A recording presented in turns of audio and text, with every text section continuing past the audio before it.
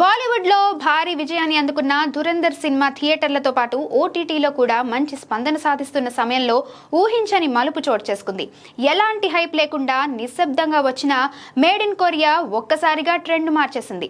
Young heroine Priyanka Mohan నటించిన ఈ cinema మార్చి 12న నేరుగా నెట్ఫ్లిక్స్ లో విడుదలై మొదటి వారంలోనే నెంబర్ 1 స్థానాన్ని దక్కించుకుంది.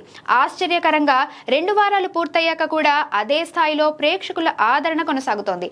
నాన్ ఇంగ్లీష్ కేటగిరీలో పెద్ద సినిమాలను వెనక్కి నెట్టి టాప్ లో నిలవడం ఈ చిత్రానికి ప్రత్యేక గుర్తింపుగా మారింది. ఈ విజయాన్ని దర్శకుడు సోషల్ మీడియాలో పంచుకోవడంతో విషయం మరింత హైలైట్ అయింది. పెద్ద బడ్జెట్, భారీ ప్రమోషన్లు లేకపోయినా మంచి కథ ఉంటే ప్రేక్షకులు ఎక్కడైనా ఆదరిస్తారనే నిజాన్ని ఈ సినిమా మరోసారి రుజువు చేసింది. ప్రస్తుతం ఈ ట్రెండ్ చిన్న సినిమాలకు పెద్ద ప్రోత్సాహంగా మారుతోంది. ఇకపోతే ఇటీవల రిలీజ్ అయిన రణ్వీర్ సింగ్ ధురంధర్ 2 సినిమా బాక్సాఫీస్ వద్ద వసూళ్ల సునామీని సృష్టిస్తోంది. ఇప్పటికే 1000 కోట్లకు పైగా వసూలు చేసి రికార్డుకెక్కింది.